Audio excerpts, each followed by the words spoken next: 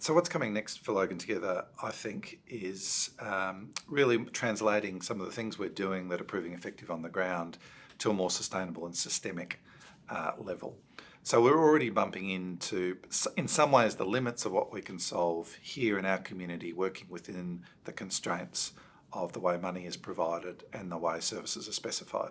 But as I said, we're probably getting to the limit of how effective the gluing together of the things that aren't designed as a set, how effective that is. So we really need to, I think, climb up into the commissioning space about how programs are designed, how money is spent, and start to have a much more coherent and cohesive view of how that process happens.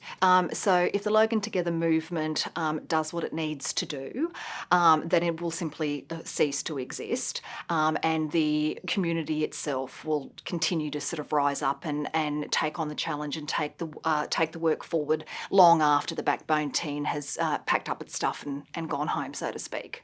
Well, I think we start to see some of our processes being used by other groups within the community, and so some of those processes and ways of working have been well and truly adopted, and just naturally being embedded in the work that these groups are doing. As the years have gone on, I think most people realise that Logan Together is really just about people bringing what they have to the party and us sharing knowledge and skills across the sector. But we have to stay with this now and not leap to quick solutions. We have to stay with it and find the true things that will make a difference for our community.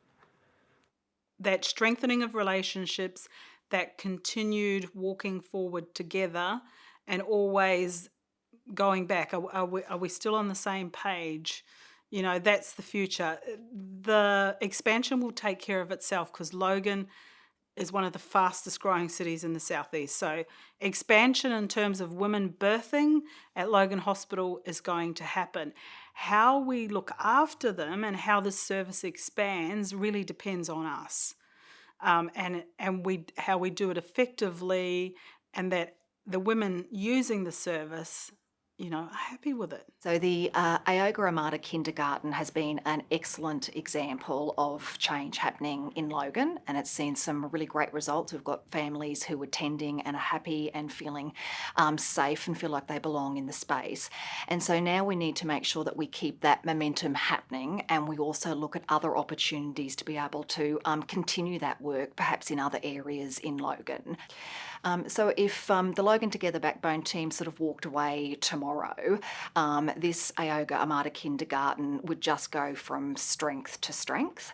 I think the relationships are there, the learnings are there, the commitment and the goodwill is there, and I think that all the parts of the puzzle are fitting in nicely and working together really, really well. So I think it'll just continue to go on and on and on, and do wonderful things for the Samoan children and families in Logan. I think the vision that I would love to see come to fruition is those next data results that come out, that there's a real shift. That we've already had some, and I don't feel like we celebrate that enough. I think it's good to keep the focus, but we have had some good wins with children improving in the area and families actually being able to access a lot more. I think long term, the partnership for me would be to continue to push that real high quality education for early childhood in Logan and keep that as a focus, so that we're capturing those significantly a large amount of children that are attending childcare centres. But secondly, I think if we're doing really well, we'll start to really see that change as children transition into schools. I think we'll start to see that from the prep teachers. I think then that will start to come through in that data results as well.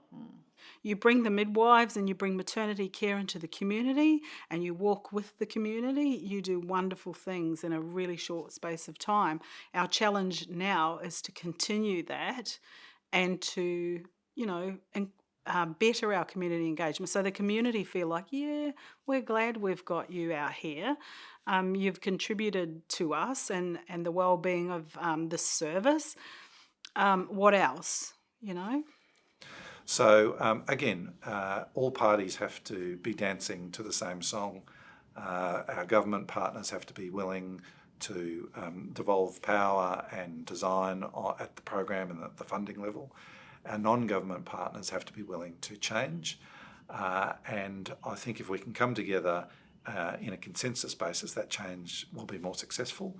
But ultimately, at some point, I think we've got to get to the point where if the community outcomes aren't getting delivered, we need to make the change anyway.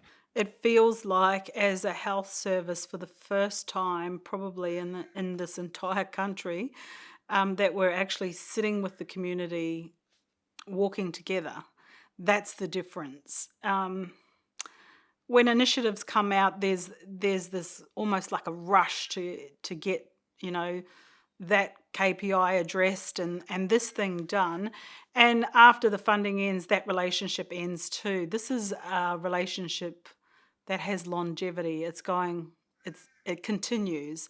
It hasn't been forgotten when the funding's gone. It's an evolving relationship, and that's the difference.